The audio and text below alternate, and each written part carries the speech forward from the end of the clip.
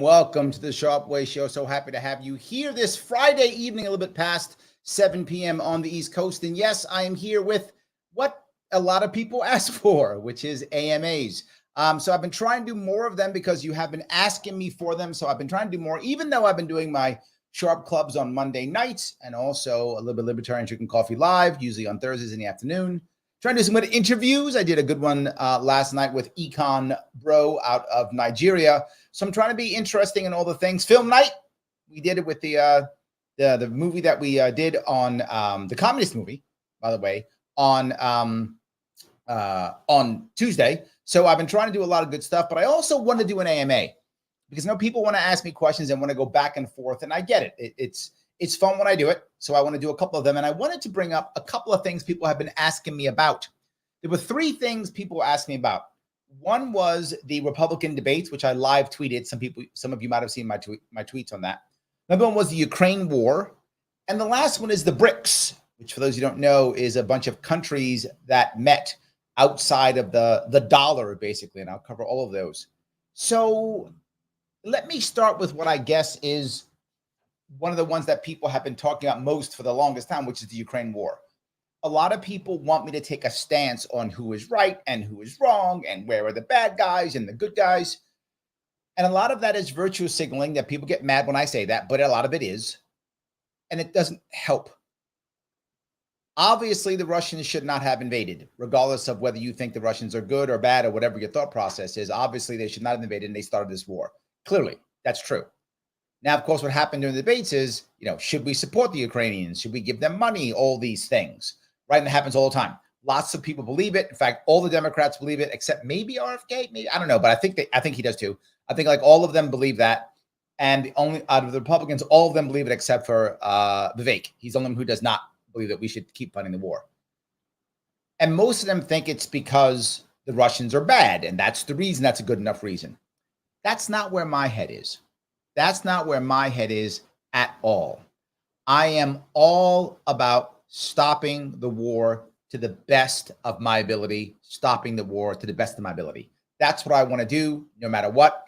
I know people are going to say, but the Russians did bad things. You're right. I'm not denying any of that. You're correct. And they're a nuclear power, and sadly, very often, might makes right. We do terrible things. We get away with stuff. The Russians are going to get away with this. And I know that makes some of you very unhappy and you want to punish them somehow. I get it. I do too. I'm just being realistic. A whole lot of people get away with bad stuff. Russians will get away with bad stuff. It is my opinion. And people have asked me for my opinion, so I will give you my opinion. You may disagree or not agree, whatever. You may think I'm not an expert. Okay, fine. But you've asked for my opinion. I'm going to give it to you. I think, and I've already made a prediction, a year from now, there will either be a peace treaty, either signed already or in being signed, and Ukraine will lose part of its country, whatever that part is, to Russia. My gut says at least 3 out of 4 of the provinces that Russia wants he'll have, so that no matter what, Putin can claim victory like he wanted it the whole time, and this is what he wanted. He will claim victory regardless of how many Russians die. Putin will claim victory because he has to claim victory because that's how he stays in power. So he will claim victory no matter how good or bad the settlement is, no matter how many Russians die. He will claim victory because he'll get 3 out of 4 at least of his provinces as either part of Russia or independent something or whatever he'll call it, but they won't be Ukraine officially. So he'll claim victory. And America will claim victory because we stopped the war. See, we didn't let Russia take over all of Ukraine. Now we won. We will claim victory also. Ukrainians will have lost hundreds of thousands of people for basically the same area that they have right now. They will have lots of death and destruction. Many of the Ukraine diaspora that's left the country will not come back. This is a brain drain. They will not come back. The country will be broken and battered, and it will be in debt, and most of it by American bankers. Will finance most of the cleanup and the fix of Ukraine. So Ukraine will be in debt for decades, if not 100 years. And worse off, for us, all of the stuff that we sent we now have to replenish. So the military-industrial complex will be able to replenish and have new contracts and do everything. And now we'll be able to spend more money on new ways of stopping drones and new ways of fighting trench warfare or whatever we learned here. We will now have new manuals and we will have new weapon systems and everything will keep going. And the price will be dead Russians and dead Ukrainians. And who cares in the long run or in the short run, who was right or wrong? None of it will matter. Ukraine will be trashed. My gut tells me that right now, the area that the Ukrainians are fighting over is basically like Stalingrad. For those who don't know, Stalingrad was a major battle in World War II, where the Germans were fighting the Russians, similar style. They were fighting during World War II. General von Paulus sent his 6th Army into Stalingrad, threw everything he had into it to take the city. The Russians sat back, threw most of their weaker troops there. Many of them died while they sat back and waited for a counterattack. Eventually counterattacked on the edges, surrounded the 6th Army, and it was the worst defeat the German army had ever had. It was horrible for them. It was basically the end of the war for the Germans at that point. 1943, February, if I'm not mistaken. And that was the end. My worry is the Ukrainians keep fighting. And I'm not saying Ukrainians shouldn't fight. For those of you who support Ukrainians, I'm not saying they shouldn't fight. In any war where one side is massive and the other side's small, like America in Vietnam, America in Afghanistan, any of those things, right? The winning side, if it's the small guy, doesn't fight head on. They do guerrilla tactics and hit and run and IEDs, and they wear the big power down. That's what they do. That's how we lost Vietnam. That's how we lost Afghanistan, right? We lost these because the guys who were smaller than us just wore us down. They didn't fight us in the field. When the Iraqis tried fighting us in the field, they got destroyed, right? So that's why we were able to beat them. But the Afghans didn't do that. They went into the mountains, whatever. My gut says the Ukrainians aren't doing that. They aren't fighting a defensive war. They're fighting an offensive war against Russia. I get why we're giving them weapons, we're training them, and we're giving them stuff. I get why they're doing it. It seems like a bad idea to me. They should not be fighting the Russians head on. They should be fighting guerrilla tactics, wear the Russians out. The Afghanis did it. The Russians tried to win in Afghanistan. The Afghanis wore them out, and the Russians left. Ukrainians should have followed the Afghani model. That's my view. Disagree or agree. Now you know what I feel. My gut says within about a month or so, the Russians are going to make a massive counterattack. That's what I believe.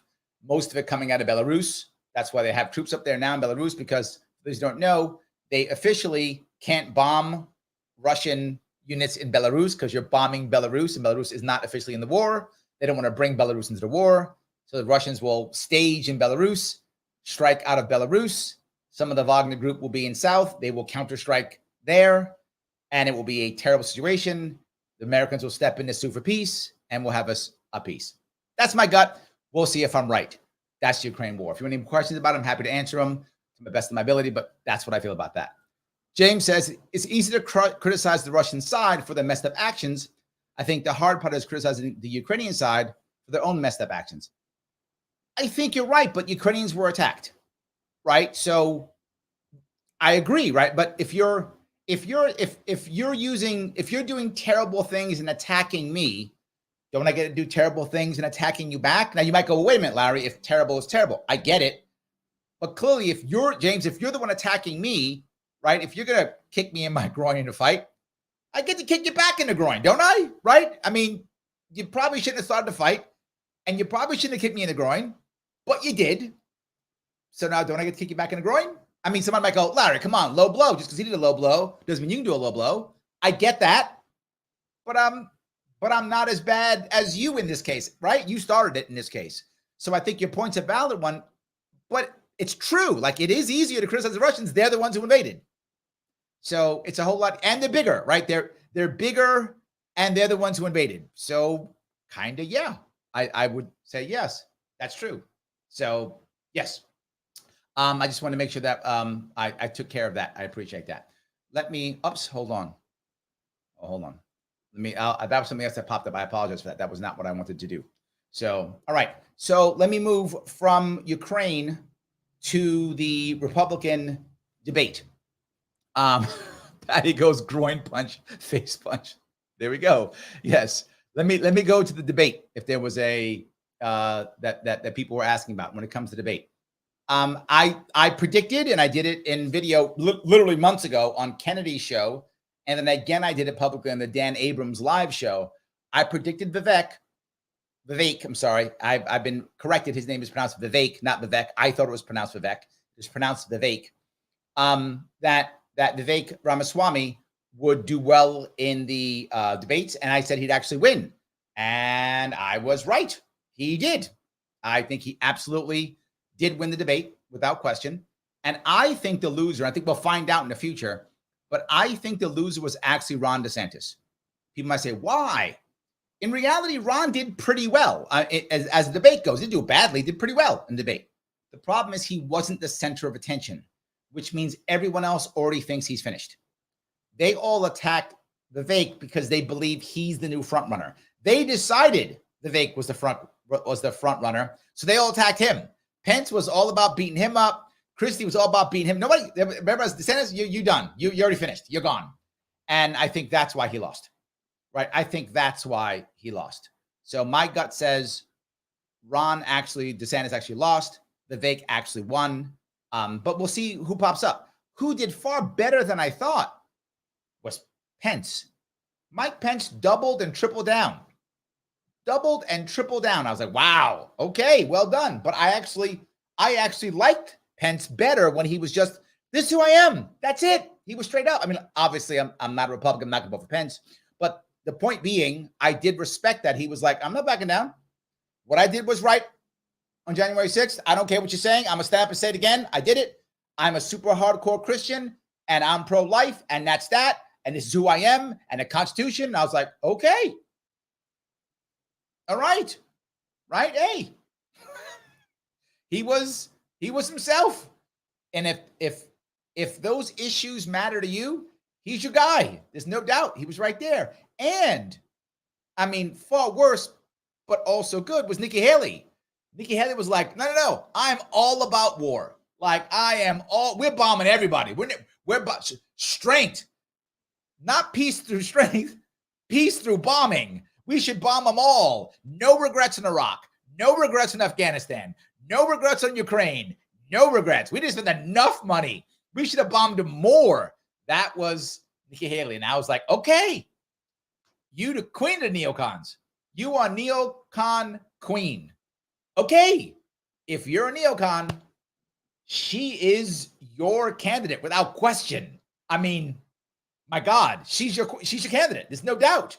Clearly, I'm not a neocon. But if you're a neocon, that's your person. I vote for her 100%. She is your question. She is absolutely, and again, hardcore. I liked the honesty.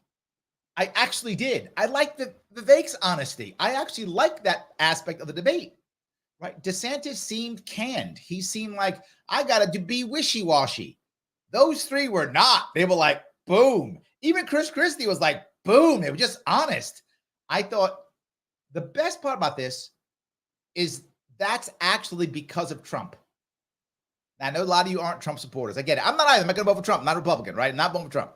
But I'm just, I have eyes, and I can see what happened. Trump changed it. He made it to where this is how you can debate now. And they were like, yep, we are just being forward. And I think it's actually a better debate. I think that was a better debate because of it. That's just my view. Now, would it have been better if Trump was there? Of course, Trump's entertaining.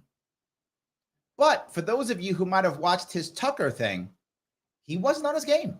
I watched the Tucker thing after, right? I watched debates live, then I watched the Tucker piece after.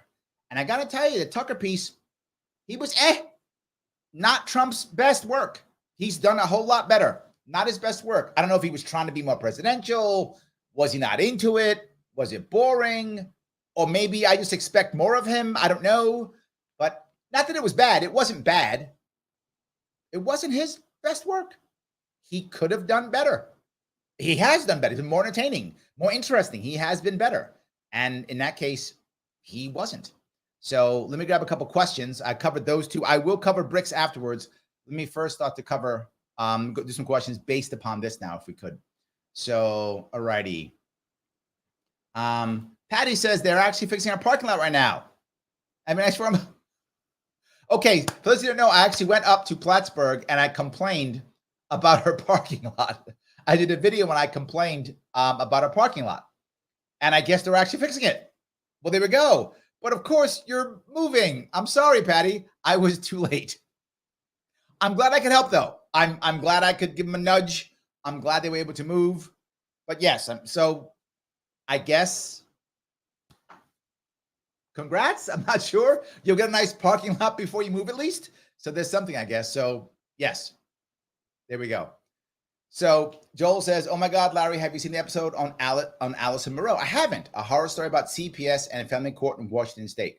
I will look for it. You know that I spend a lot of time dealing with family court, and I love Allison. She's a friend of mine. I will check that out. Thank you for that, Joel. I will check that out. Absolutely. Thank you. So let's see here. See if I can grab a couple about this. James says, what are your thoughts that Trump skipped the first debate? I personally think he was scared of Chris Christie. James, I got to tell you, I think it's good and it's bad. I wish he had gone. I wanted him to go to the debate. However, to be forward with you, why should he go? He is leading by so much. He has nothing to gain, and just tactically, he shouldn't have gone. He just shouldn't have gone tactically.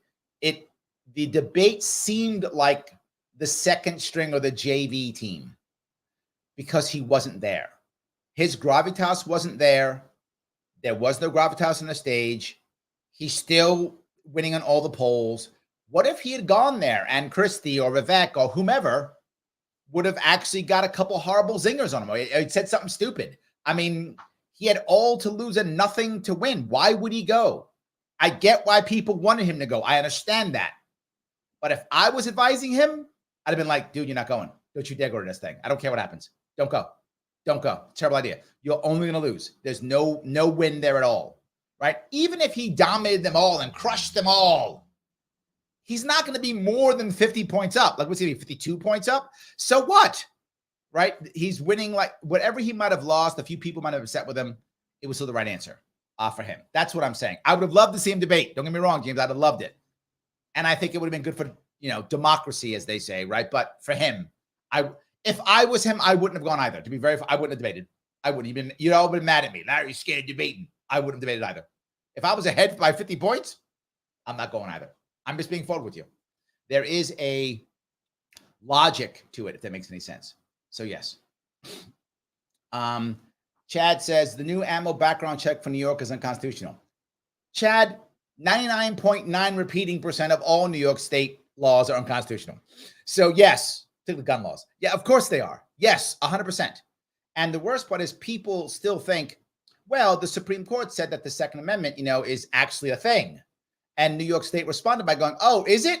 Here's 10 more gun control laws. Now, when I say 10, I'm not joking. New York State literally made 10 new gun laws after the Supreme Court said they're unconstitutional. So they went, oh, you said no? Here's 10 more. Why can't we be bold when it comes to our rights? When it comes to taking rights, New York State can be super bold. We're fighting everybody. We're New York State. When it comes to our rights, Chad, nothing. Not a thing. Zero. Quiet as a mouse. But taking rights, New York State's bold. We'll take all the rights. I don't care what the Supreme Court says. So yes, you are correct. And clearly New York State does not care. We made illegal guns illegaler. I'm not joking. We took ghost guns that were already illegal to trade and we made them more illegal. That was our goal. We made them more illegal. Insane. So yes, you are correct. And nobody cares. Yes, absolutely. So let's see here. The Last Outlaw says, hello, Mr. Sharp. I'm home. I'm on subject. But what are the chances of Trump being stopped legally? Is this all a show or is he really in danger? I'm going to tell you there is a battle within the Democratic Party. And if you're a Democrat listening, you probably know this. If you're not, you may not know this. The average voter Democrat, junior level Democrat in the establishment even, wants Trump in jail yesterday. They can't wait. They're salivating. When they saw his mugshot, I mean, there was glee. They were celebrating, so happy. Oh my God, so happy. They hate Trump. They want him in jail tomorrow. They can't wait. The establishment is savvier though. So they don't want him in jail. They want him running and battered. Because if Trump runs, Democrats will get out and vote. It's a fact. Trump derangement syndrome is a real thing. I'm not trying to insult Democrats. I'm just being real. It's a real thing. I live in New York City. I know it. People hate Trump, hate him. And I mean, like he lives rent-free in their heads. They hate him. So if he's on the ballot, Democrats come out and vote. And the Democratic establishment knows that. So they want Trump on the ballot because they want to rally all their people to come vote. And it does work. That's still orange man bad is effective Democratic strategy. I wish it wasn't, but it is. So they come out and vote. And as they rush to come out and vote, their hope is if he's battered, two things happen. If enough people who are on the fence go, yeah, but he got all these things. Maybe he is guilty. Maybe he is bad. And they either go, I'm just tired of this. And they stay home. Democrats are happy with that. Or two, they go, maybe he is that bad. I guess I'll vote Biden or I'll vote third party, but I won't vote Trump. They want that to happen. And something else. What is Trump best at? Right? What's he good at? A lot of things Trump's not that good at. Here's what he's great at. Getting in front of big crowds of people and motivate them to do stuff. He's amazing at that. That's what he does. Well, the more time and money and energy he's got to spend going to court, dealing with lawyers, all that stuff, the less time he's out doing rallies with 50,000 people, 100,000 people. He's doing a whole lot less of that. If he's doing less of that, he's weaker. So Democrats don't want him in jail. Sorry. The average Democrat wants him in jail tomorrow. Senior Democrats, they want him running on that ballot, but battered and broken. They believe that's the best way they can get Biden to win. And it's not a bad strategy. I mean, because Biden has nothing to run on except orange man bad. That's how he won last time. His campaign last time was literally, I'm not Trump. That was his campaign, and it worked. They're trying it again. But now they're trying to batter Trump worse so that Trump can't even react. It's not a bad strategy. If I was a Democrat, I think I'd be like, this is not bad. We don't have to have any policies. We don't have to do anything right. We don't have to do any work. We can just say orange man bad and keep yelling at Trump. Not a bad deal. And we get to win? We don't have to fix anything? No. No policies? No. Just say orange man bad. You're good. It's not a bad deal. I know you probably hate it, but I'm just being forward. I'm not validating or agreeing with anything I'm saying. I'm giving you my true opinion on what they think and where their heads are and why they're doing it. So yes. So Joe says, who didn't lose Republican primary debate as bad as the others? That's good. That's a good question.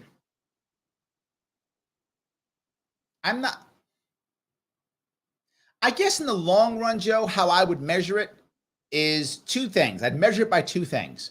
One would be polling, and two would be raising money, right? Nikki Haley won because her polling will probably go up a little bit. She doesn't poll very well, but her fundraising will shoot up. So that's good. Tim Scott, I think, needed to break out, and he didn't. He didn't do bad. He did well, but he didn't break out, and he needed to break out. He didn't.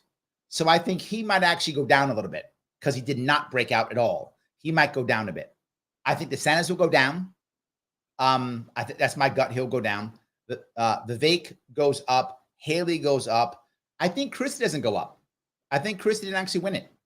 Christie had to down somebody, right? He had to hit a knockout punch on somebody, and he didn't. Right? He didn't knock out anybody. He was supposed to be like I'm the fighter, whatever, take Pence out, whatever, take DeSantis out, take Vivek out, something. He took nobody out. He threw some punches at Vivek. Vivek dodged them pretty well. And that was the end. So I think Christie also loses. That North Dakota guy, I don't remember his name even, Doug Bergman, who no one ever heard of, who broke his leg.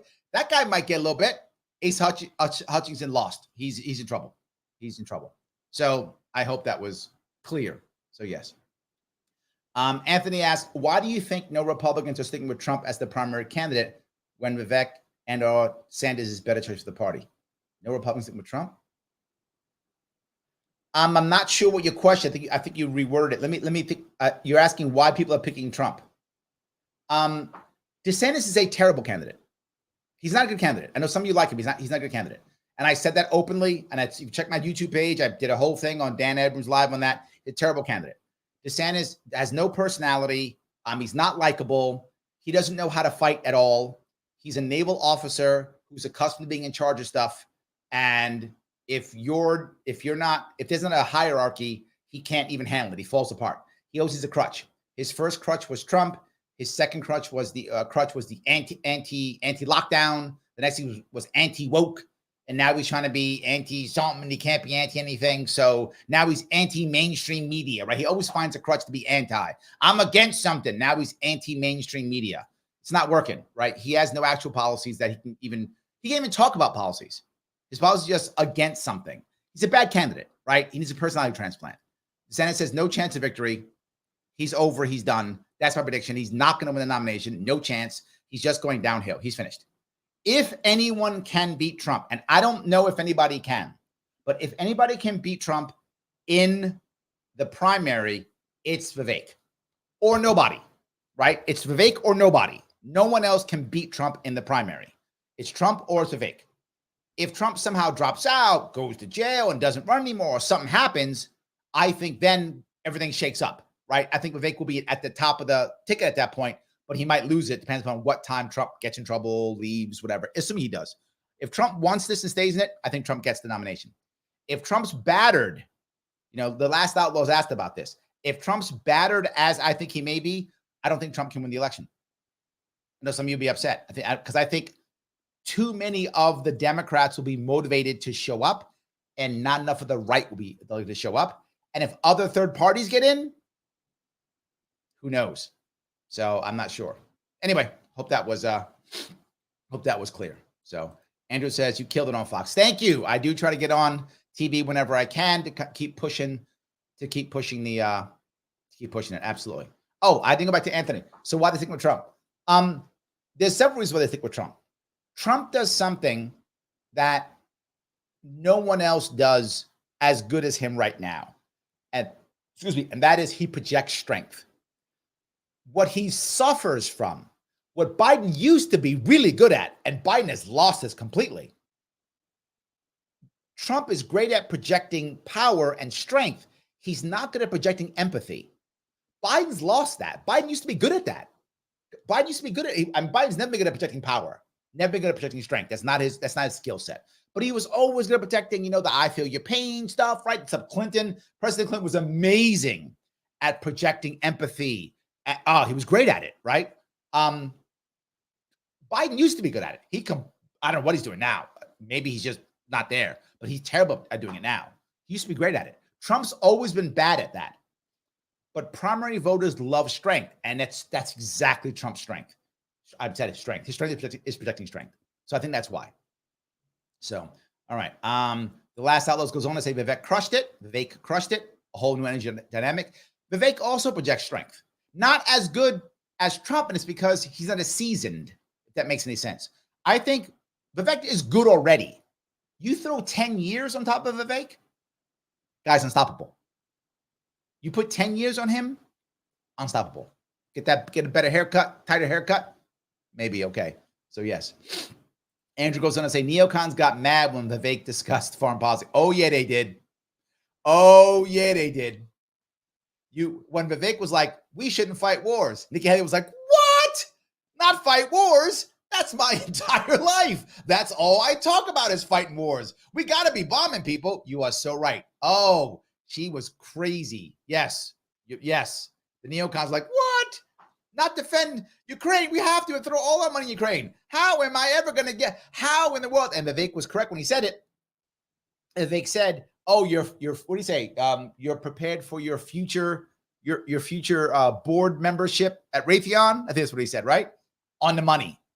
100%. Every one of them wants to be on the board of Raytheon or some other big military industrial complex company. Yes. Absolutely. Yes. Joe goes on to say, exactly. If it wasn't a DeSantis debate, he would lose some ground. Agreed. Yes, 100%. Romwell says, I think Vivek is an interesting guy. He wiped the floor against those neocons, such as Chris Christie and Nikki Haley. That's what happens to that guy. Yeah.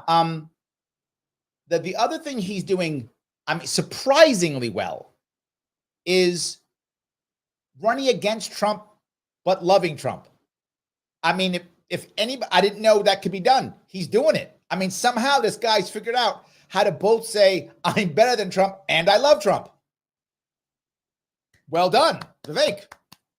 Well done, right? No one else seems to do that. They all, remember when they said, if anybody here, if Trump's convicted, was still someone of his nominee? Vivek's like, me, I'm in. All in. All in. And I got to tell you again, I'm not voting for Trump. I'm a libertarian. I'm not a Republican. I'm not voting for Trump. I still got eyes, though.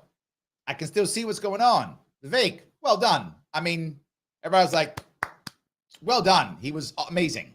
I would understand if you were a Republican and you wanted him to be the next in line.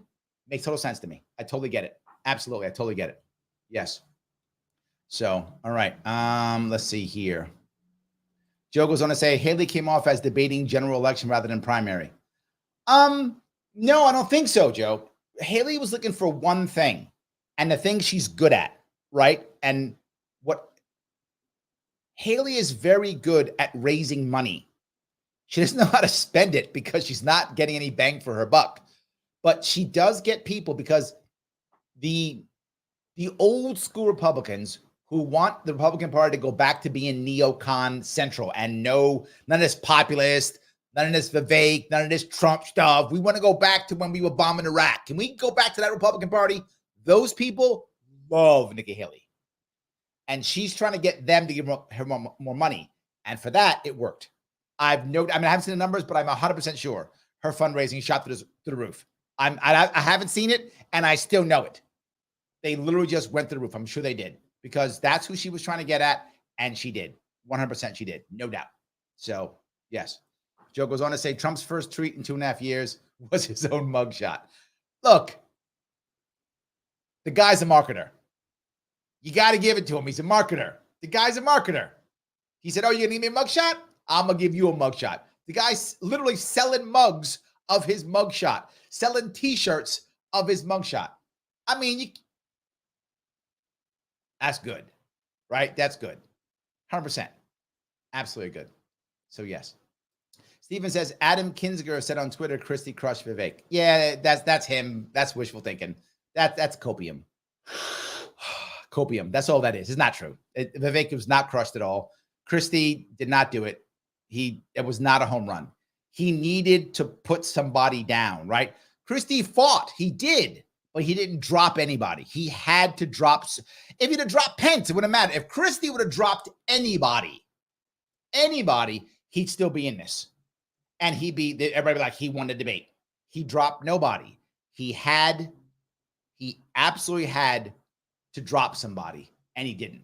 So, yes. So, Shatfield says, Christie's weight has caught up with him. He's no healthier than Joe. I got to tell you, people will get mad at judging somebody for being heavy. But if you're going to put yourself in the public eye, people are going to make fun of your weight. You put yourself in the public eye, right? I mean, Lizzo's a good example of this. People always make fun of Lizzo's weight, right? I mean, she's clearly a talented singer. She's clearly good at what she does. She's making a ton of money. So she's laughing at those jokes all the way to the bank, right? So she don't care. Call her whatever you want, right? Her bank account does not care. Her accountant's happy. They're like, keep, as long as they're talking about you. Oh, good. Nobody cares, right? But she gets it. She's not going to be like shocked if someone makes fun of her weight. She's a public figure.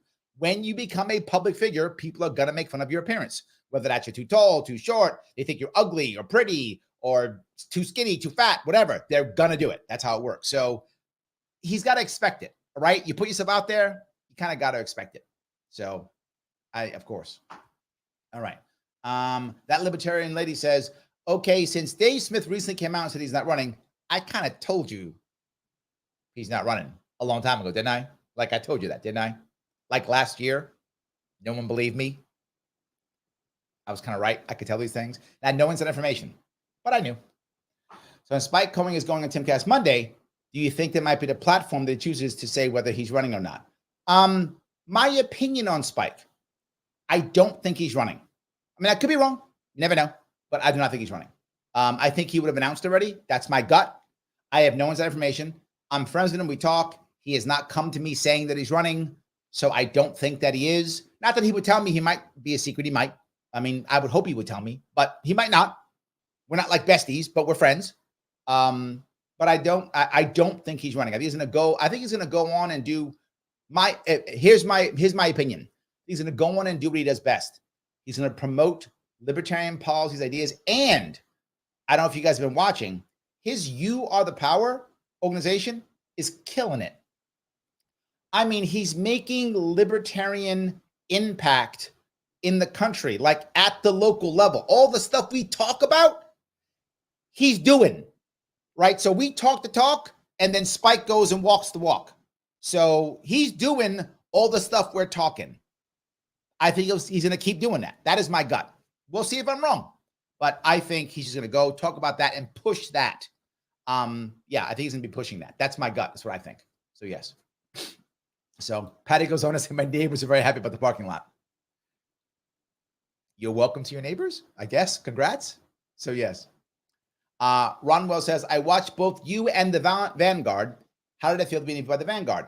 I will go on literally any podcast that wants to have me on, not because I'm desperate to be on podcasts, but because I want to touch other worlds, right?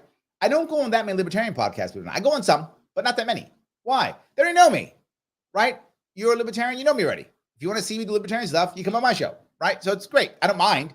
I do go on some, but not that many. I'm actually choosier when it comes to libertarian podcasts because I've been on so many of them, all that stuff. But for those who don't know, the Vanguard is a very left podcast. The gentlemen there called to the comrades. They are very much left. They're open socialists. That's what they believe. And most libertarians would not go on that show. I'm happy to go on that show. And I went on that show. I'm happy to. As I talked 3 days ago, I literally had a movie night with a movie from RBN, which is the Revolutionary Blackout Network. And this is a group of literally black communists in America trying to create a large communist party in the United States. That's their goal, open communists, right? I talked to them. Why would I do that, Romwell? Because I want all Americans to understand that the system is broken and that it is my opinion that my way is the right way. I'm not prepared to use government to force people to believe that. And I'm happy to have conversations because I believe if we have open and fair conversation, that people will see that my way is the right way. That's what I believe. And if I'm wrong, and if the Vanguard guys are right, and socialism is better, or the Revolutionary Blackout Network is right, and communism is better, if we have a free world where people can do that locally, and they're right, and that's the better way, we'll all copy and we'll all be socialists voluntarily, and we'll all be communists voluntarily because they've shown us it's the right way. I don't believe that to be true.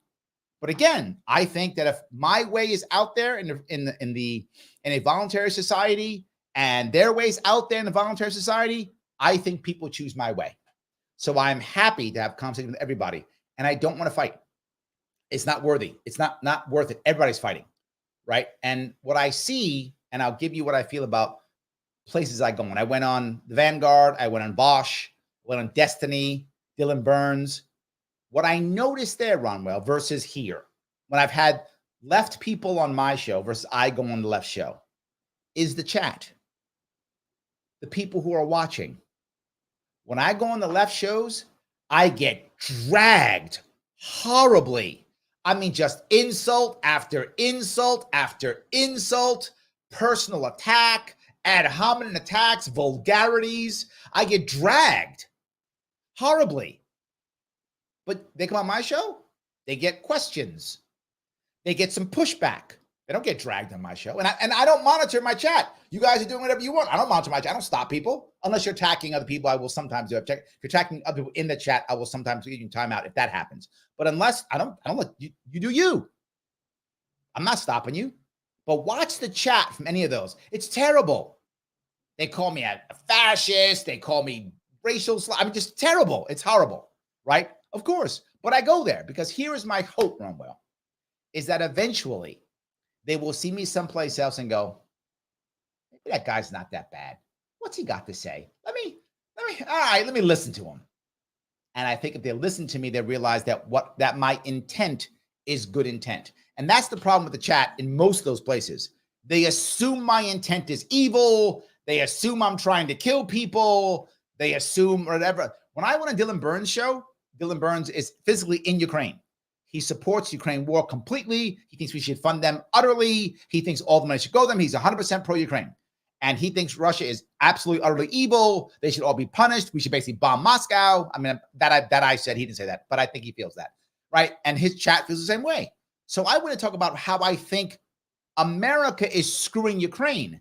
And all of them said, like, down, Putin puppet, he likes Nazis. I'm just horrible. I'm like, I never said he was bad ever.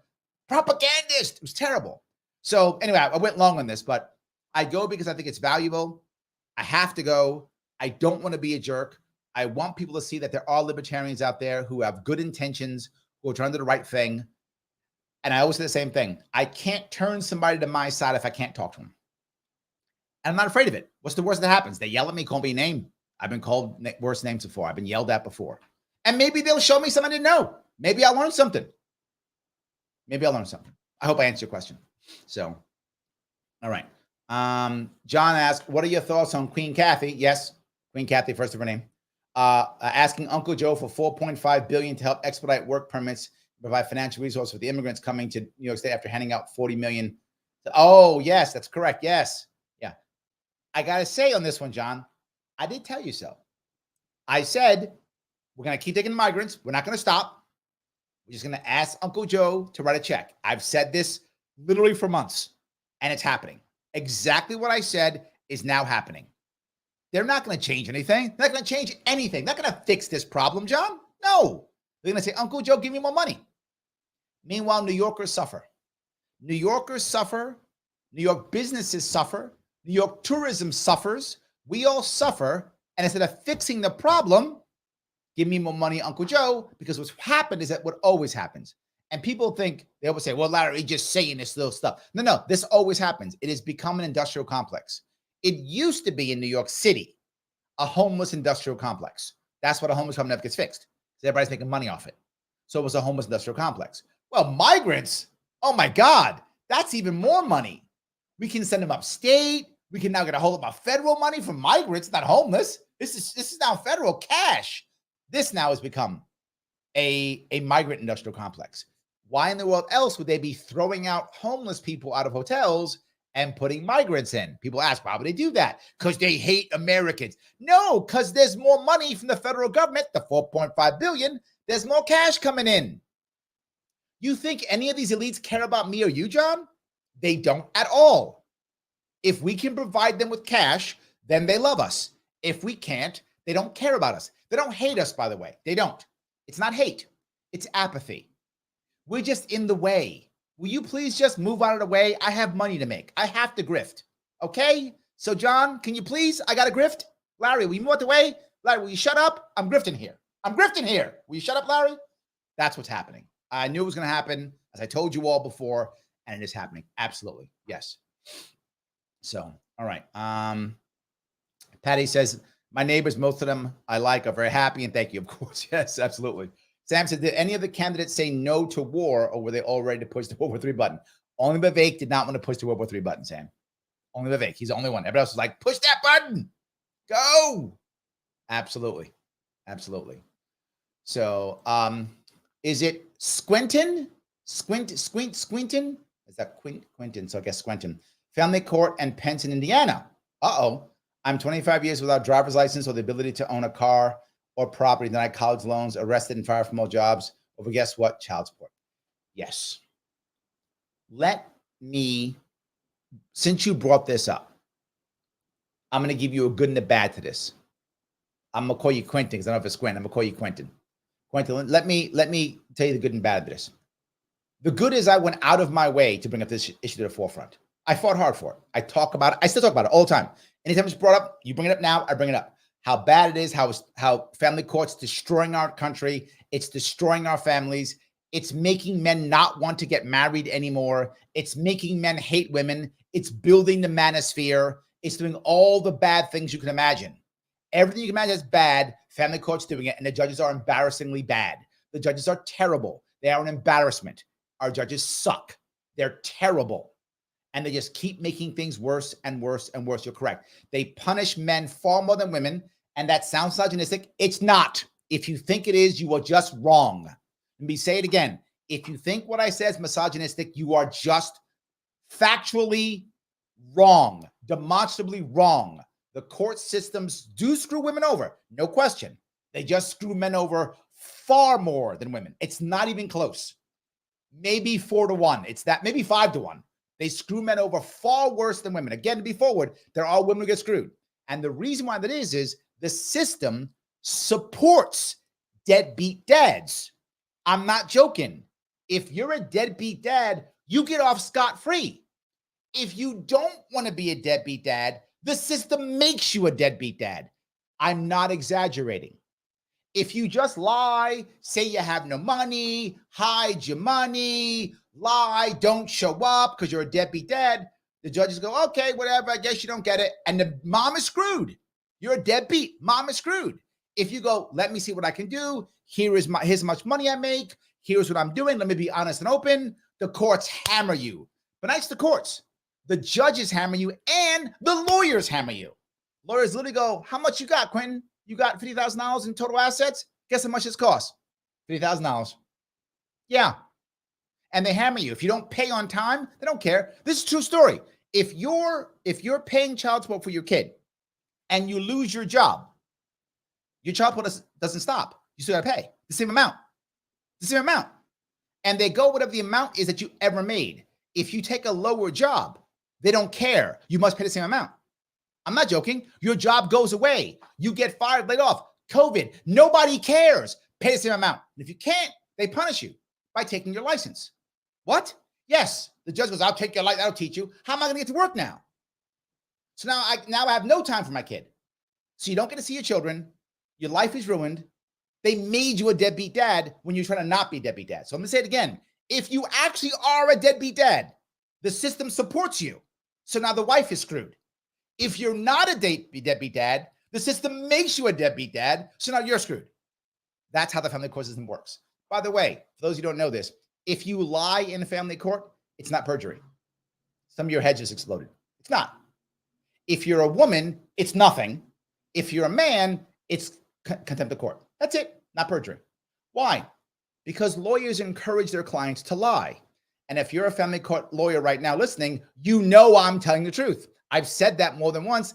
No one's mad at me. No one's suing me. No one's saying anything because they know it's true. They encourage them to lie. Now, if that was treated as perjury, then that lawyer will lose their license because they're encouraging a felony. That's why it's not perjury. To save the lawyers who are all part of this sexual, horrible system of taking everybody's money. So yes, I'm sorry. You got me going, Quentin. That's your fault. You got me going. But yes, you are 100% true. So here's the bad part though. Well, that was bad, but here's another worst part.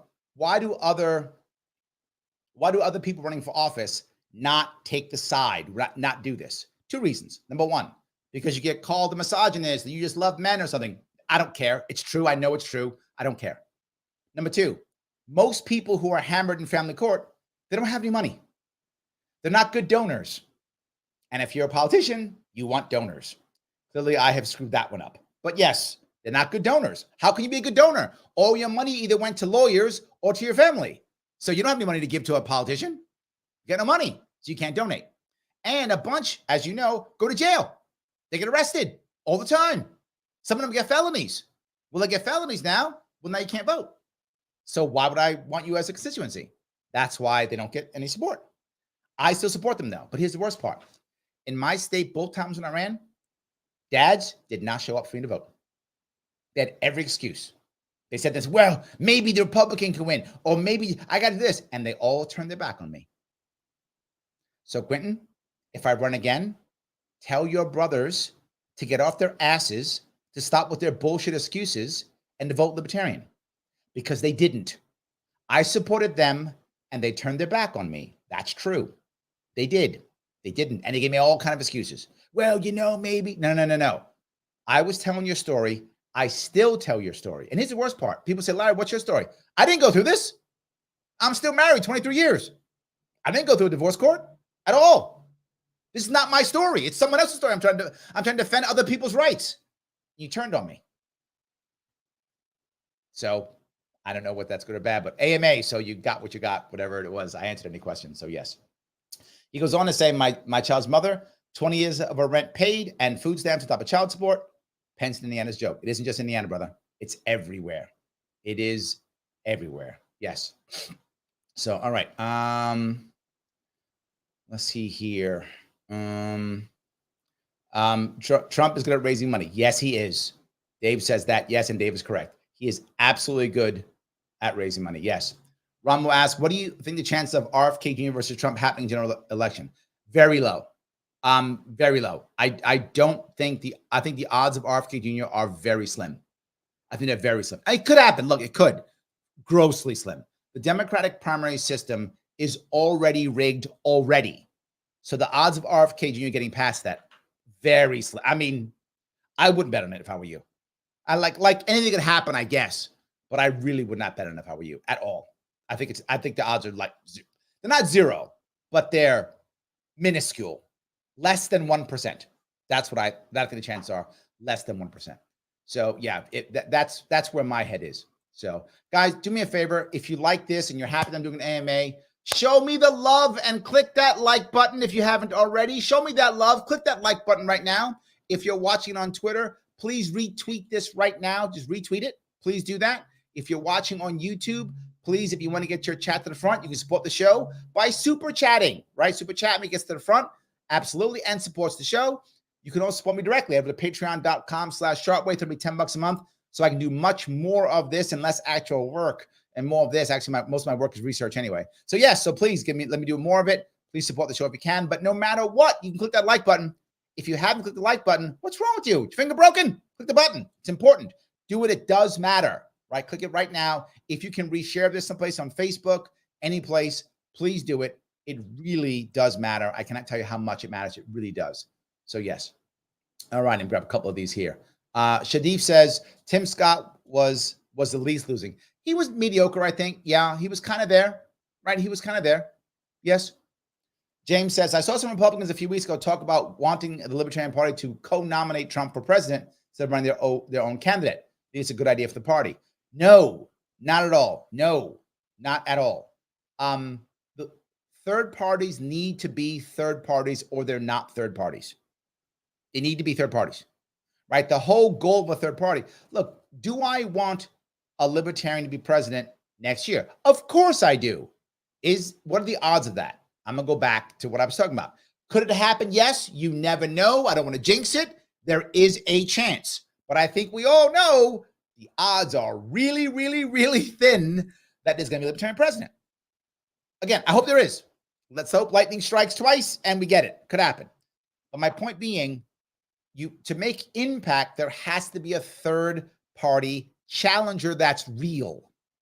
If there is, the reason why Orange Man Bad works is because there's no other option. That's why it works. But if there was a real viable third party, then people would think, okay, if I don't want Trump, who do I want then? Who can we get behind me as a third party? Has a chance of making some impact. There has to be an actual chance of a third party making an impact, or this isn't, it's going to stay as broken as it is. So no, I do not think libertarians should co-nominate anybody. Libertarians should have their own nominee. The Greens are going to have their own nominee too. Absolutely. They should be able to. All right. So that's my answer on that one. I hope that was clear at least. So let me keep going if I could. Shelley asks, why aren't we addressing the bipartisan committee on elections? It doesn't matter. Shelley, that's why it doesn't matter. And the reason why is the Republicans have already opted out of that. They will not do it. The bipartisan committee on elections no longer has any power whatsoever because the Republicans have backed out of it. It's just a Democratic one now. So they will have to find some other group that will do it, if at all. So that's why they've already backed out of it. So yes. All righty. Let's see here. Shadowfall says Christie is as bad as Pence, both traitors. I think a lot of Republicans agree with you. I do. But the thing I like about those two is they're owning it. if that makes any sense, right? If you're gonna go against Trump, you should own it, and they do. And I think it's much better than doing DeSantis kind of wishy-washy thing. It's I'm kind of Nikki Haley. I'm kind of anti-Trump, but I kind of love him, but I kind of don't. I think you do Vivek, which is love Trump no matter what, love him, or you do Christie, hate him, can't stand him. I want to know where you are, right? And I think you do one or the other. So I'm actually not mad at them for that. I think they're owning it. It's who they are. All good. I don't like the wishy-washiness of it. So this is my view. Just my view. Steve says, I see extreme lack of enthusiasm for Biden. Many will go over to Cornel West's thoughts. Yes, you are correct, Steve. And this is why Democrats are going out of the way to throw Cornel West off the ballot. And here's the sad part. Here's the sad part. Is that Democrats are going to try to throw Cornel West off the ballot, and judges are going to say, okay, because judges are pieces of garbage. They're terrible. They don't care about rights. They care about precedent. That's it. What's the precedent? The precedent was I threw him off, throw him off again, right? I see it constantly. It is so rare to have a judge who goes, wait a minute, I'm actually trampling on someone's rights. I shouldn't do that. They don't. I mean, some do. I'm exaggerating when I say that. But there's just so many of them that just don't care, that the few who do, it's like, oh my God, one of them cared. We actually got a victory. And we usually get a victory of like 2 or 3 or 4 appeals. Like it's just, you don't just get a judge going, oh yeah, no, this is dumb, gone. Doesn't happen. I will ask anybody on here who thinks Cornel West should not be on the ballot, why? What's the harm? If you don't like Cornel West, don't vote for him. It's literally that simple. But he'll take away Biden votes. Those votes aren't owned by Biden. And Trump's votes aren't owned by Trump. If you like Trump, go vote for Trump. If you don't, don't. It is literally that simple. It's that simple. So, but yes, you are correct. He will. I think Cornel West will at least get what Jill Stein got, if not more. So I think he has a chance of breaking 2%. I think he does. I think he has a chance of breaking 2% because he's already popular, more popular than Jill Stein. And Jill Stein's his campaign manager. So she's gone through it already. So she should be able to help navigate him through that stuff. And he's like me in this regard. Cornel West will go on any show. He'll go. So will Vivek. Vivek goes on MSNBC. Cornel West goes on Fox. That's a smart move, right? That gets you ready for it. You're better for it. Absolutely. Matthew asks, is a Trump-Vivek ticket a possibility? Vivek has said no. I think he'd say yes to it, though, to be forward with you. I think he would. He says no because he's running. But if Trump dominates and says, Vivek, I want you my VP, I think he says yes. I think he turns around, well, for the country or whatever. I think he'd be crazy to say no. Trump can only have one term, right? Vivek has never dissed him, so he's loyal. Trump loves loyalty. I think it could work. And if Vivek actually was VP, Trump goes 4 years, Vivek runs second, Vivek wins. I mean, unless the Trump 4 years are terrible, unless Trump completely just has terrible 4 years, then maybe not. But assuming Trump doesn't have a terrible 4 years, it's just mediocre 4 years, Vivek will win. So yes. All righty. Joel says, Vivek is scared with his take a test to exercise rights idea. Yes, that's kind of funny. It is kind of funny. But yeah, but people like it though. And again, that's got to go through Congress. So, I mean, I think it's wonderful the way he talks, but I'm not sure it's real. So yes. All righty. Let's see here. Patty asks, Larry, how's the family? Struggling as always. That's what I'll say. It's not easy doing what I do. Struggling as always. But still together so far. We'll see how long it lasts. But so far, yes, absolutely. The Libertarian lady says, Spike Cohen definitely brought receipts to Trump's ex-Twitter post last night about his mugshot. Yes. Yeah, look, Spike is doing the right stuff. He's always out there doing the right stuff. Always. Yes. So, all right. Let me grab one more on this, then I'll shift the BRICS real fast. Hunter says, Larry, do you think that Joe Manchin and Cornel West running will help Trump win 2024 if he's a nominee? I think yes. Cornel West will help Trump. I don't know about Joe Manchin. I'm not sure.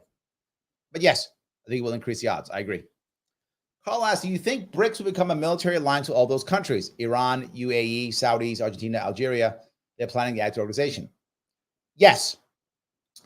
For those of you who don't know what BRICS is, BRICS is BRICS. It is Brazil, Russia, India, China, and South Africa. It's basically the non-Western country alliance is what it basically is. And it's been in existence for a while in theory, but now they're doing something that I think is very important. And we should care about this. BRICS is creating its own currency. Maybe they're going to call it, I forgot what they're going to call it, the BRIC maybe or whatever, but they're going to call it something. I'm going to call it the BRIC, whatever it is. I'm going to call their currency the BRIC. And they're actually having some type of special banking association they're putting together to do it, like their own Fed. Now, the glory of the BRIC, and there's something very savvy about it. For those of you who care about money, you'll like this. You'll geek out a little bit. You'll like this. For those of you who don't know money, this may be a little boring for you, but I'll be short.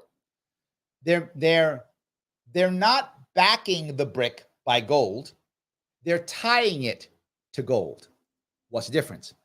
Money that's backed by gold says that this money is backed by a certain amount of gold that we have somewhere. So I could take that dollar and trade it in for gold. It is literally a representation of that gold. The money is backed by gold. That's what money used to be, backed by something, backed by gold, backed by silver, backed by something, right? It was physically backed by something. You could take your money and the amount of dollars you had represented the amount of gold that was in some vault somewhere in some country. That's what money used to be based on, gold or silver or some other hard asset like that. Not anymore. Now money is money because we say it's money, which is fiat, right? I say a dollar's worth stuff. Okay, can I trade my dollar in for gold? No. Can I trade it in for silver? No. Can I trade it in for anything? No. Does it have value? Yes. Why? Because if you don't agree it has value, we'll invade, or we'll bomb you, or we'll nuke you, whatever. But it has money because we say so. That's what U.S. money is now. So what they're doing is, it's not tied to gold at all. What they're doing is still fiat, but it's not backed by gold, but they're tying the BRIC to gold. So they're saying a BRIC is worth X amount of gold. I forgot what the number is, but like whatever, X ounces of gold is what their BRIC is worth. So they're tying it to gold by fiat. So it's gold fiat money. I think it's brilliant. I love the idea. It's better than fiat, I guess, but it's still fiat. But it's just backed by something. Not backed, tied to something at least. They're trying to do that. So why does that matter? For those who don't know, the dollar is the dollar is the reserve currency, which means if you want to buy stuff on the market internationally, you tend to buy it in dollars. Right? About 80%, if not mistaken, maybe 85% of all international transactions is done in dollars. So if China wants to buy stuff from India, it has to have dollars to do so. You might think, well, they'll buy it in Chinese money. No, because then India has to change it to the Indian rate and then buy with it, keep changing rates back and forth. So what's the universal currency? It's the dollar. So these countries have to get dollars. How do you get dollars? You sell stuff to America. So America can give you dollars. The stuff you sell to America. So you have to sell stuff to America to get American dollars, or you buy American bonds, you buy American debt. You buy American debt, you get dollars, right? That's how you do it, right? So you get dollars for this. That's how countries get dollars, and they keep reserve currencies in dollars so they can buy stuff. Well, the BRICS say, no, amongst us, you don't have to use that dollars anymore. We don't care. We'll take Chinese yuan. We'll take rubles, whatever, we'll take it. And then start creating their own currency. Once that happens, they don't require dollars anymore. Now, why did they do this? Because of our stupid war in Ukraine. I'm not joking. What happened? Well, we decided to sanction everything Russian. So we weaponized the dollar. We said, you can't have our dollars. Therefore, you can't trade in the market anymore. And everyone saw that and went, whoa. You can just do that? We just froze people's assets. So Russian oligarchs, we decided, a Russian oligarch, you're a bad guy. The money you had in dollars, you don't have anymore. Gone. Ours. We took it, froze it, but that's our money. Too bad. Gone. We just took their money. It's dollars. We just took it. I'm not joking. That literally happened. We literally weaponized the dollar. And the Russians went, China, you seeing this? You seeing this, people? Brazil, you see this? And they're going, They're going to get mad at me, take all my stuff. I don't like that. Now, to be forward, this is not going to change overnight at all. This is at least a decade or more, maybe even 2 decades before we actually see the damage of this. But this is going to damage us. We are going to have to fix this. the BRICS nations are going to start their own trading group, right? They're going to. And they're already doing it in the global south. Global south means like South America, sub-Saharan Africa, Southeast Asia, those places. They're already doing it there. And then keep doing it. So our dollar is going to have less and less value. And when we make the brick, that's going to have some value, right? So I think it's a big deal, but over time, this is not tomorrow. This is at least 10 years, if not more. And of course, eventually you'll have to become a military alliance. Of course you will. You want to protect your trade routes, don't you? As you do that, what's next going to happen? Well, someone's going to have to protect trade routes besides America now. That Chinese Navy is going to get really big and all of a sudden become a deep water Navy.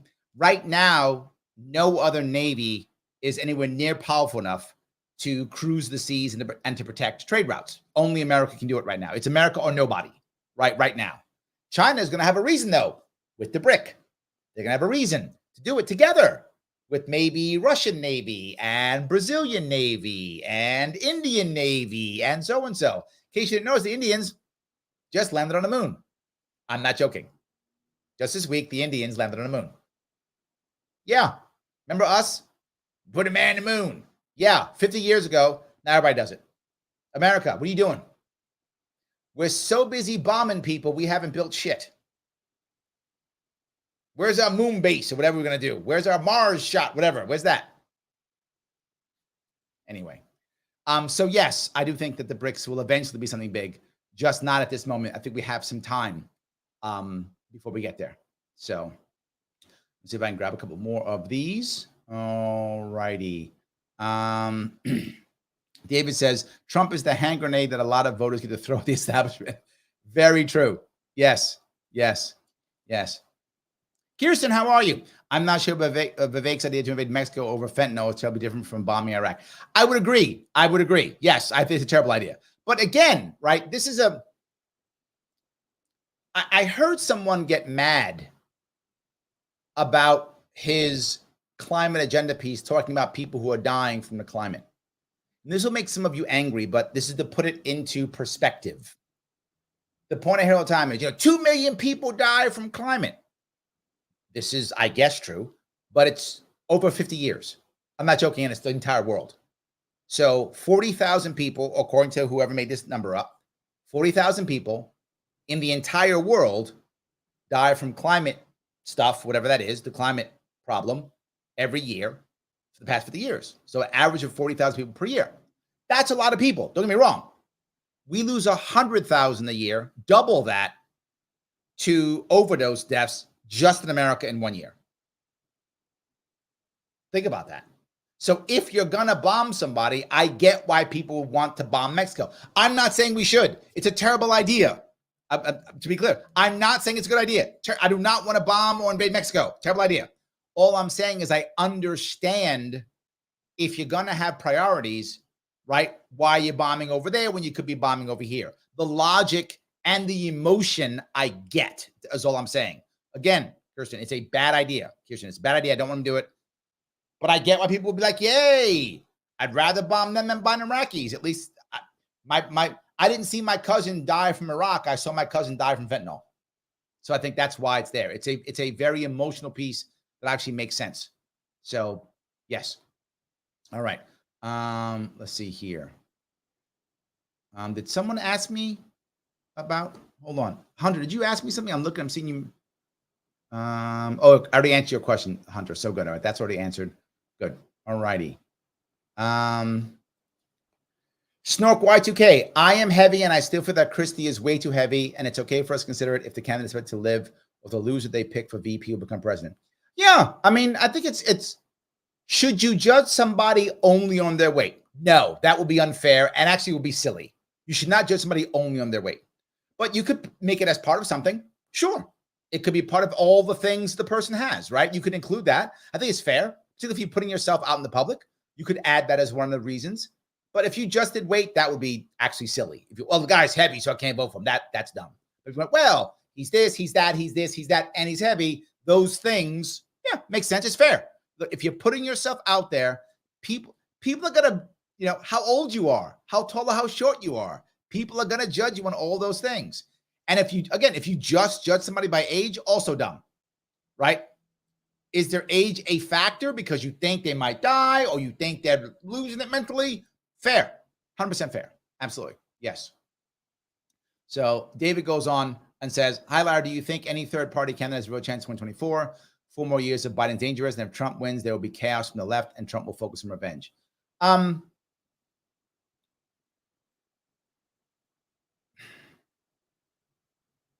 This is a tough one for me to answer. I said ask me anything, and I will answer it. It's a tough one. And it's tough because you asked real chance. How do you define real chance? I'm going to be forward. Can a third-party person win next year? Yes. The odds are just so slim. And here's what has to happen.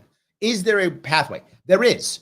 The pathway is that the country is so torn that the third-party candidate actually wins one state or part of a state, either one, because there are 2 states that split their electoral votes up, Nebraska and Maine. So let's say one party wins 1 or 2 of those electoral votes and the other 2 can't get to 270. If that were to happen, then what happens is it's thrown into the House, and the House picks the president. Each state gets 1 vote. That's how that works. Each state gets 1 vote. If those people were so torn that they believed that if they picked Trump or Biden, there'd be so much trouble and chaos that picking a third party might be a way of pacifying the nation, then there could be a third party who could win the presidency. Now, I know what I just said is slim, but that is a way a third party candidate could become president next year. So is there a chance? Yes. That's it right there. Could that happen? Yes. Will you bet on that? I wouldn't if I were you. But it could happen. I think the odds are very slim. But they're absolutely, it is possible it could happen. It was one of the reasons why I wanted Justin Amash to run, because Justin Amash is known in the Congress. He was there. If it got thrown to the Congress, he might actually be picked. That's like, he might actually be picked because they know him. Well, wait a minute. This guy's a libertarian. He's been with us before. Both sides know him. He might actually be picked. That's why I kind of wanted him to run, because I thought if this scenario happened, he could actually get selected. So I hope I answered your question. I didn't like having to answer it, but I get it. Yes. But I do get it. Yes. All right. Let's see. Hunter says, I won't be voting in 2024. You should vote in 2024. You don't have to. You should. You should vote. So yes. All right. The Libertarian lady says, my hope actually is for Spidey to put out a video or statement saying he's not running, so that there's something to share around when people ask about Dave and Spike running. Already screenshot Dave's letter for future reference. Then we can focus on candidates who are running. I've been saying that forever, right? We got candidates running right now. We do. I talk about it all the time. Lars Mapstead is running. Chase Oliver is running. Mike Termat is running. Josh Smith is running. Jacob Hornberger is running. People are running, right? Check those people out. They are running. Don't wait. Jump on board now. Yes, absolutely. See, since I found this show on a lefty podcast, I'm a lefty socialist, and yet here I am. Yes, because I hope, Steve, that you do want a better country. So do I. So do I. And I hope we can work together on things that we care about, right? This is the issue that we don't do. We don't spend enough time on single issue coalitions. I am 100% sure, Steve, that you and I agree on something. I don't know what that is, but I'm sure we do. So why can't we work together on that issue and push that issue, whatever that issue is? We agree on it. Let's push it together. Let's do it. Right? I do it all the time. Tomorrow, for those of you who live in New York State, I will be at the New York State Fair, and I'm going to be early in the morning from 10 to noon. I'm going to be at Diane Sayers' booth at the Hall of Progress. Why? I'm not a LaRouche person. I'm not. But her and I work together on one important issue. What's that critical issue? Anti-war. She is 100% anti-war. So am I. We work together on an issue. There are other issues we disagree upon. This one we agree on. So I work with her on anti-war and also something else. She's for electoral reform. So there are a couple issues that we work together on. Electoral reform. Forward Party. I work with Forward Party on what? Electoral reform. Right? I'm not a Forward Party guy, but for that, I work together. I was endorsed by them last year. I was the only libertarian that they endorsed last year. Why? We worked together. I was on stage last year with Andrew Yang at Freedom Fest talking about electoral reform. So we need to have single issue coalitions. There are times we can work together. We do that more, third parties become more valuable, and that's what I want. So yes. All righty here. Larry, didn't you go on Charlemagne's show in the Breakfast Club? I did not. I was on Ebro in the morning. Check that one out if you want to. Larry Shop Ebro in the morning. I was not on Charlemagne's show. Charlemagne did not have me on. So I wish he would have, but he did not. So yes. All righty. Kevin says, when DeSantis said to get rid of people who won't follow the law, that reminded me of Zeldin wanting to fire Alvin Bragg. You know, I know a lot of people like that. I hear that all the time. You know, Zeldin would have fired Alvin Bragg. That's insanely dumb. Let me explain why that's dumb. Lee Zeldin's ideas were garbage. And a lot of you liked him and you voted for him. You didn't vote for me, you voted for him. And that was dumb of you. Those of you who voted for Lee Zeldin, that was stupid. You should not have done that. You should have voted for me anyway. Why? His ideas were dumb. He said, the first day one, I'm going to fire Alvin Bragg. So to be clear, he's going to fire the DA of Manhattan. There are 62 counties in New York. You're firing the one in one county. 61 counties are unaffected by that. And the people of Manhattan love Alvin Bragg. They want him. They voted for him. They're not complaining. So why are you punishing the people in Manhattan who want this guy? He's their DA. They voted for him. They're not trying to get rid of him. They're not even complaining. They like him. They're not complaining. Why would you fire him? It affects no one else, and it pisses off local people. Would you like a governor to come in now and decide someone else's DA is no good? Well, he's not following the law. So what? There's a bazillion other problems in New York State. Not that. I don't care about Alvin Bragg. I don't live in Manhattan. If you live in Manhattan, care about Alvin Bragg. You don't? Why the hell do you care? Fix your own place. So this idea of firing bad DAs is insanely dumb. It's just virtue signaling. And you know what Manhattan would do if you fired Alvin Bragg? They'd put him in again. They'd vote him right back in. Literally, they'd vote him right back in. It wouldn't even work. They like him. They'll vote him in again. What are you talking about? It makes no sense. These ideas of firing DAs are stupid. DAs are, it's like firing the sheriff. Why are you going to fire the sheriff? People voted for the sheriff. They want the sheriff. You're going to fire the sheriff? He's not following the law. It's them. Leave them alone. What do you care? Move on. This is a terrible idea. Localism is always better than tyranny from the top, right? What we should have in New York State, which we don't, is the ability to recall. So you get an Alvin Bragg, you don't like him, you should be able to recall him. California does that, we should do that. I love the idea of a recall, but then let local people be governed the way they want to be governed. Why am I stepping in from Albany? But yes, same bad idea. Nothing but a bad idea, yes. So anyway, Shadowfeld goes on to say the entire Democratic Party ignores the Constitution. You're not wrong. You're not wrong. Yes. Carl says, Iran, they were going to make a naval alliance with the UAE and the Saudis.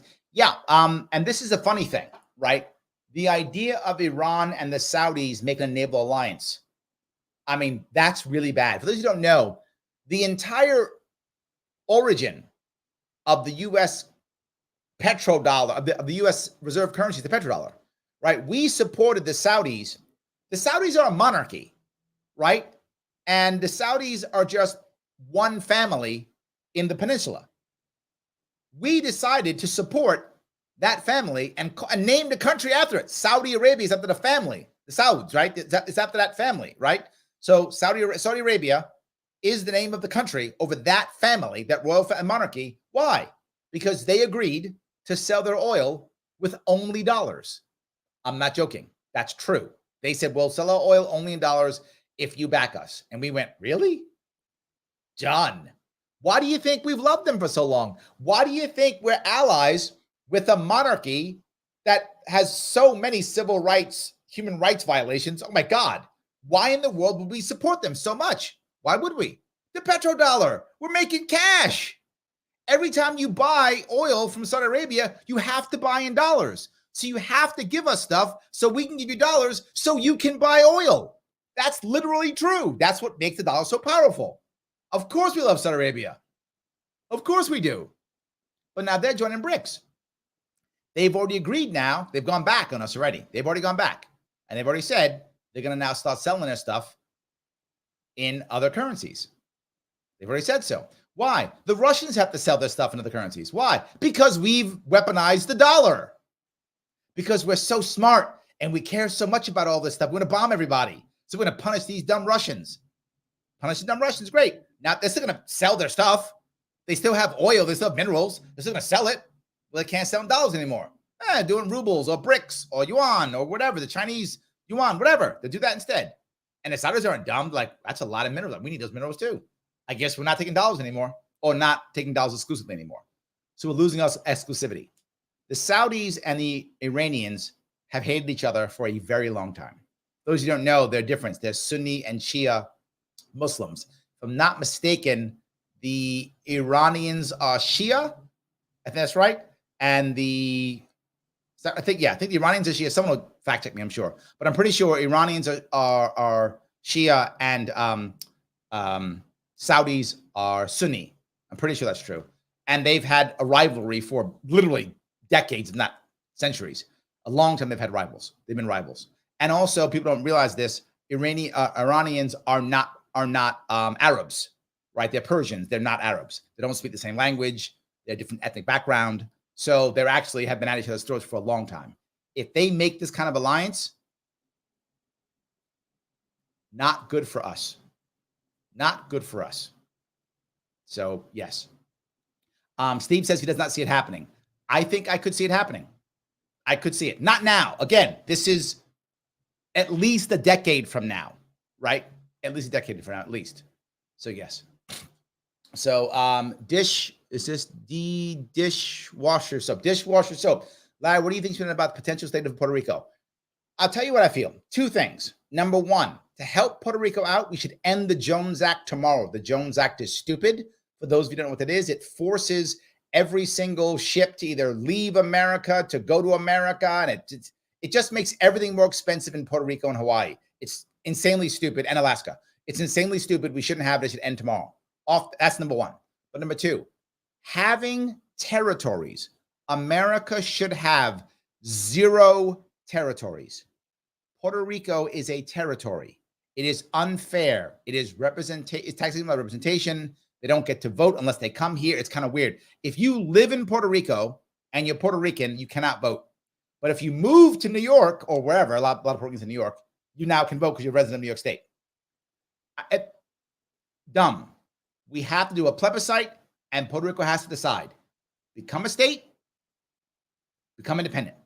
Guam too, all of them. They have to do something. Guam's going to say, we're going to join Hawaii as a state. We're going to join Hawaii or become a state or go become an independent country or join some other country. We did it with Okinawa years ago. Okinawa, we gave them a choice. You want to become independent? You want to join Japan? You want to join China? They said, we join Japan. They joined Japan. We should do the same thing. We should not have any territories. We are an empire. We should not be an empire. How about that?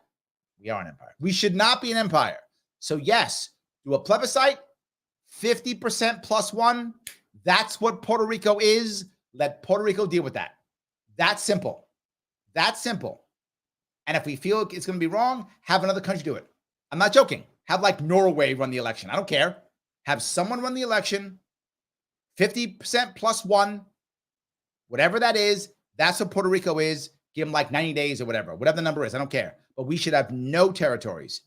Join a state, become a state, or become independent. All are okay. Territories are a terrible idea. So yes. Building Head says, nothing for $2 super chat. Thank you so much, my friend. I appreciate it. Every $2 does count. I appreciate that tremendously. With that in mind, remember, guys, hit that like button. I've been bugging you about it. Please do it. It does matter. Click the like button. It does matter. Please do it. If you haven't already, do it. Click it. Every click counts. We're getting past algorithms. It does matter. If you're watching this on Twitter, please retweet this. Just hit the retweet button or repost it. Is that what it's called now? Reposting, re-Xing, whatever. Do that. If you are on YouTube, YouTube, You can super chat me if you want to. $2 is wonderful. I appreciate every little bit. If you want to support me on Patreon, you can. $10 a month goes a long way. Patreon.com/Shortway. Every bit counts. Thank you guys. Absolutely help. Thank you very much for every little bit you give. I do appreciate it. All right, let me grab here if I could. Let's see. Patty says that went to family court and sat for hours listening to both sides, to both parties yell and act like crazy. Yes. We went before the judge with a plan. The judge says, thank you for acting like adults with the children in mind. Wow. Yes, that is the norm. Absolutely. Yes. Dave says, well, I'm thinking Saudi Arabia was threatened by Iran a year ago, so it might not be anything like NATO. It's like a love-hate relationship. One minute they're friends, next minute they're not. Well, isn't it a Middle Eastern saying, the enemy of my enemy is my friend? So if they feel like other people are stopping them, if they're starting to feel like America is their enemy, they would join with the enemy of America, which is Iran, and that'd be their friend. Again, this is not tomorrow. Whatever this is, it's not tomorrow, right? It's not tomorrow. It's maybe 10 years, but I see it starting already. I think that is where we start. 100%. Yes. So, all right. Carl goes on to say, recently they signed a treaty with the help of China. Yes, China has been, to Patty's point, China has been the adult in the room. And it's embarrassing. China is economically in trouble right now. And many of you know this if you're paying attention. They're in trouble right now. They're not doing very well. They're having problems and reasons they're going through what Japan was going through, which is why I wasn't that worried about China. People are so worried about China. The country I'm most worried about when it comes to competing with us, believe it or not, and some of you are going to be surprised when I say it, is actually India. And I've been saying that for a long time, right? Why? Because as a culture, China's culture is different than Indian culture. You might say, Larry, you about to be racist? No, I'm just telling the actual truth. I know I've lived in China, I've lived in Japan, I've not lived in India, but I've lived in this country. I know what it's like. When in the 80s and 90s, when everybody was like, Japan is going to take over the world. I'm like, no, it's not. It's going to do very well and then stagnate. And it's been doing that forever. I called that 30 years ago, and I was right then. China's the same thing. Do great, stagnate. They're going to start stagnating too. I think that the country I'm most concerned about is actually India. Why? Because India's had so much combination of Western and Eastern together, and I think they have the best chance of mixing it perfectly. China actually internally is very much Eastern only, and so is Japan. But India is a mix, and it can take the best of both, right? It can take the best of its British colonialism and the best of its own local Indian culture. And India has gazillion cultures inside India. There's something like, I mean, there's dozens of languages in India, but there's like official, like most countries have one or two, most do, official languages, right? Like one or two, maybe three, right? Often English is a secondary language. India has like 15 official languages, maybe more, but in that area, they have a bunch of official languages. So they have a bunch of different cultures. I think they have the best chance of taking the best of everything and creating an actual powerful quilt.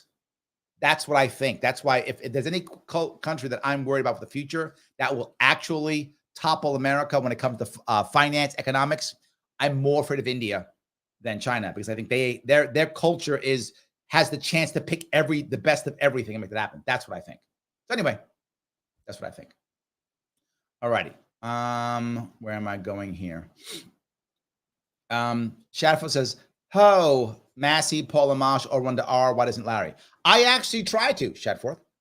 You didn't hear that story? I did. Last year, I offered the Republicans to let me run in their primary. I said, I'll run in your primary, and you will do me the same way that the Democrats do Bernie. Bernie is officially not a Democrat. Officially, he's a socialist, independent, but Democrats allow him to run in the Democratic primary. And if he wins the primary, he gets the Democratic line, even though he's an independent socialist, right? So he can do that. I said, Republicans, do it for me. Let me run in your primary. If I win your primary, then you'll give me your line. And in New York State, we have fusion voting. So I could have been listed more than once. I could have listed as Republican and listed as Libertarian. I can still be Libertarian, run your primary. If I win it, I get both. They knew I would win it. I told them, I said, I'll win your primary. I'm more popular than any of your guys. I will win your primary. They were like, wow, you will. Do you know what they did, Shadforth? They sued me off the ballot. That was their answer. They told me no and sued me off the ballot. That is why Larry doesn't. Tell your New York State Republicans, ask them why. They had an opportunity, they said no. That's on them, not on me. So yes. Let's see here. Gar says, who do you find to be the most genuine during the debate? Who do you feel was the most truthful? Who do you feel was the most out of their league? That's a great question. The governor of Arkansas, Asa Hutchinson, is completely an empty suit. Empty suit. Useless. I don't know why he's even there. Empty suit. The governor of North Dakota was truthful, but completely out of his league. He's totally out of his league. Like, you really look, I love North Dakota, but there's like 9 people in North Dakota, right? I'm just being forward. That guy's way out of his league. He's like the mayor. There's more people in the Bronx than there are in North Dakota. I'm not joking. That's real. There's more people in the Bronx than North Dakota. I'm just saying. So he was way out of his league. So I thought Vivek was genuine. Maybe a little out of his league. That makes any sense. Like he didn't show gravitas. He showed strength, which was impressive, but his age showed. The one who had the most gravitas with that was actually Chris Christie. He had the most. He's like, I've been here before. He was the most comfortable. He had the most gravitas. Because he had been there. Like this is his world, right? He was very comfortable there. Nikki Haley was okay with that too. DeSantis was clearly just doing talking points, feeling awkward. I mean, he did well for him, but that'd be my answer. So yes. So, all right. Let's see here. John says the local mayor here is pushing for a high rise hotel to be built in the beach area on Lake Champlain. Oh, that sounds amazing. But why is the mayor pushing for it? The council and citizens have been shooting it down. I've been pitching your ideas to rent to own houses. Yes. Many people have been liking the suggestions of the hotel. Yes. Thank you, John. Yes. Rent to own housing is the answer. Rent to own housing allows people who are not in a great financial place that can buy a house to actually have some ownership in a home. Yes, yes, yes. Thank you, John, so much. I'm happy. If I can help out, tell me. I'd love to do that. Yes, that's an amazing idea. Thank you. Yes. Kirsten says, ranked choice voting would largely take away the excuse of so-and-so taking away votes from there. Yes, I agree. And it is growing. More and more people are doing it. More and more are. Absolutely, yes. 100% I agree. Yes. All righty. James, I don't think the BRICS should be a problem for the United States, as I doubt they want to attack us. They just want to do their thing. Let them do their thing. Yeah, but it will affect the dollar, right? And if the dollar is affected, we will also lose value in our dollar. Our buying power will go down. So it will affect us. Again, it's not tomorrow, but I think it will absolutely affect us. It'll make it worse. Absolutely. Shelly says, I probably voted for Larry Schwab. Thank you. Thank you. Yes. The Elastic Giraffe says, fiat money always has value domestically because of taxation. Yes, that's true. But also, remember, we're importing and exporting also. So that will change because of that. Because of globalization, that will always change. So yes. All right. Patty says, for the 2 years I've watched you, you have never really spoken on Native American issues. New York has 2 reservations here. Please realize Native way is old school libertarian. I agree. Yes. And I have spoken, but you're right. Not that much.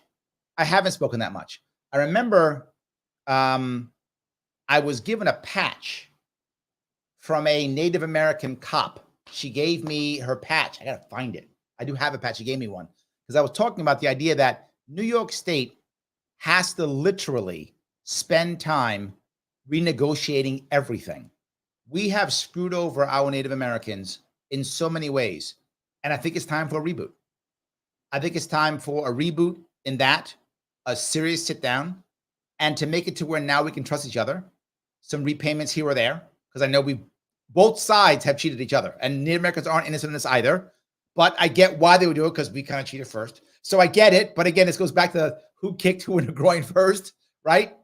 But still, we have to fix that, right? We do have to fix that. So that's why I don't talk that much, because most of it is renegotiating, to be forward with you. Most of it is.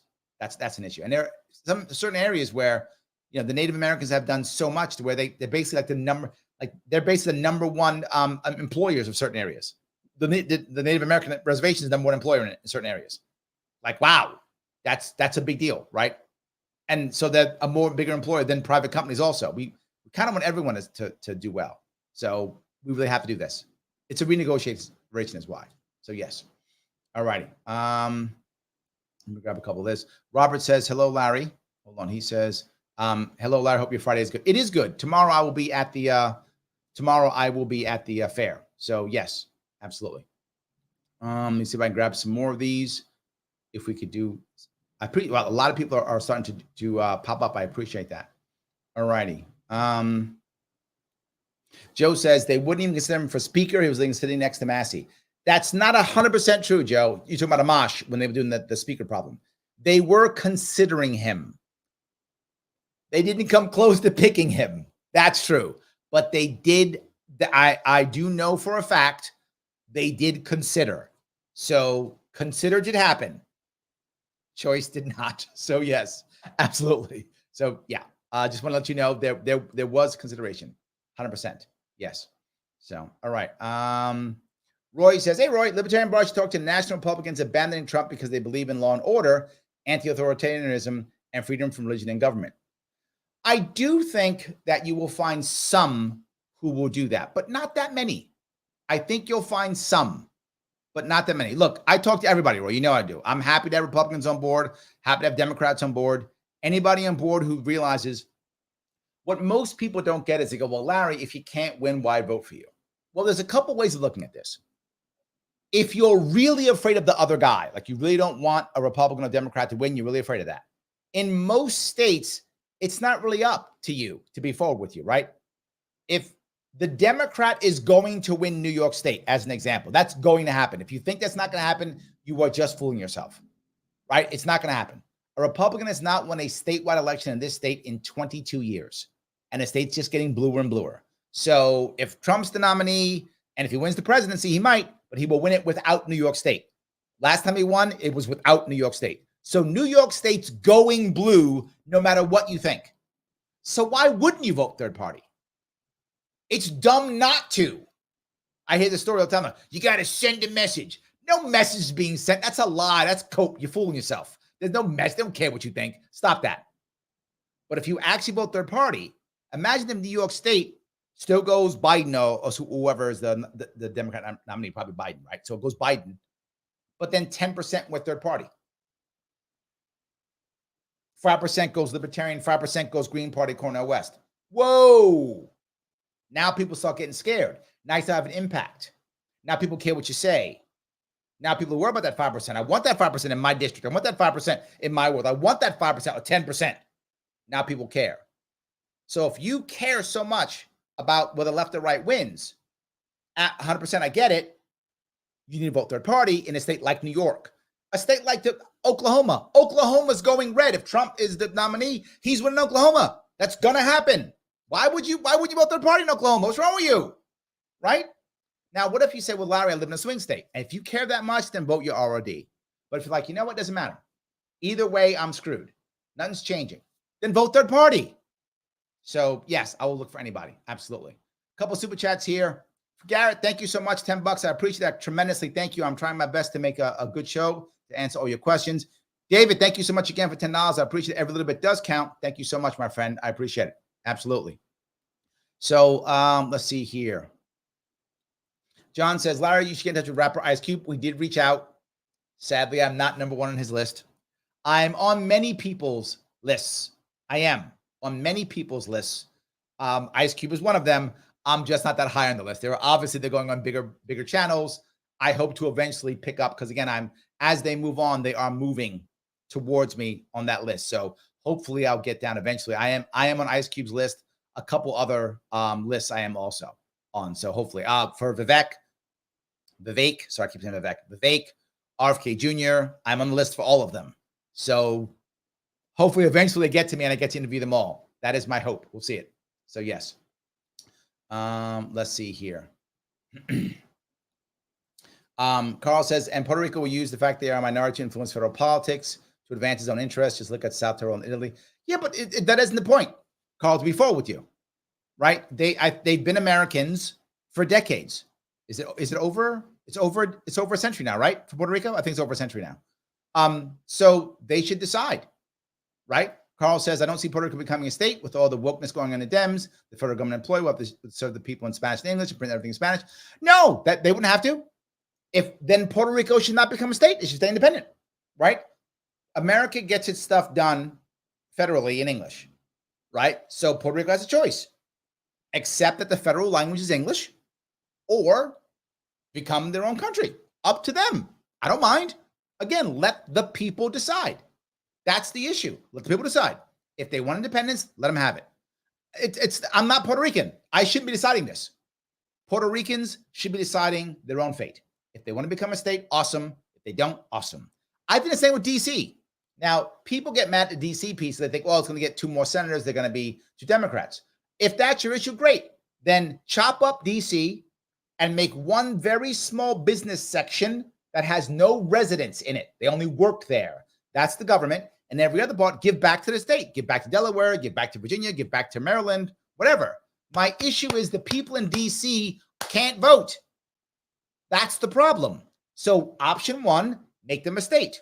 I'm okay with that. I don't really care. Or option 2, rezone the city into an area that is only for workers. No one resides there. They only work there. Outside of that, you give it back. You give it back to Maryland, Virginia, Delaware. They get it back, and then people now can vote in Maryland, Delaware, or Virginia. I don't mind, but let them vote. My problem isn't whether they get senators. My problem is they're not voting. They need to be able to vote. That's what I want. How we do it, I don't mind. Whatever it is, I don't care. So yes, absolutely. So Patty says, Larry, I'd love you to do a show with some of us female regulars. Shelley, the Libertarian Lady, Missy, etc. No main subject is what brought us to where we are. Okay. I like the idea. I do my Monday shows. Maybe I do one Monday show like that. I'm happy to have that happen. Yes, Missy, you heard her. So bug me. So we do that. I'm fine with that. I am fine with that. No worries whatsoever. That sounds fine with me. Yes. All righty. Let's see here. So many people have all these different things. Let me grab just like one more. David says, hey, Larry, I did not have a chance to go to Freedom Fest this year. Did you have a good time there in Memphis? I like Freedom Fest a lot. I'm an ambassador. I think it's wonderful. It's some of the coolest stuff out there. Memphis was tough because Memphis was dead. There were not many people in Memphis. The streets were dead. It was a very dead city. It wasn't the Memphis I remember. I mean, I haven't been in Memphis in literally decades. But when I was there before, it was much more of a bubbly, open city. People said it was because of the COVID and the lockdowns made it worse. So Freedom Fest, I still like Freedom Fest. I always do. But Memphis was, it was okay. It wasn't great. I'm hoping it recovers after all the lockdowns. That's what I hope. So, yes, absolutely. Dave says, DC votes, they don't get full representation, but are taxed. Yes. DC doesn't vote for anything federal. They vote locally, but not federal. That's the problem. They're not voting federally. That sucks. They don't get like a congressman. They don't get that, right? And they really should get a congressman and a senator or something. So that's an issue. So yes, but yeah. So anyway, guys, I'm asking you again, click that like button if you like what you hear. It does matter. Please do so. If you're watching on Twitter, please retweet. Every little bit counts. You can always super chat me. Some of you have. Thank you so much. Appreciate that. You can support the show on Patreon, patreon.com/sharpway. It does matter. $10 a month goes a very long way to keep me doing this. I do appreciate everything we're doing. I hope it was great. Guys, tomorrow I will be at the New York State Fair at Diane Sayre's booth in the Hall of Progress from 10 to noon. If you can be there tomorrow, Saturday, that'd be awesome. Also tomorrow, Monday night, I'll be doing my my Sharp Club Monday night, 9 p.m. Eastern. And then Tuesday, I do my weekly radio show out of Rochester, WYSL, at 1:05 p.m. on Tuesday. Thank you so much for today. I'll be seeing you all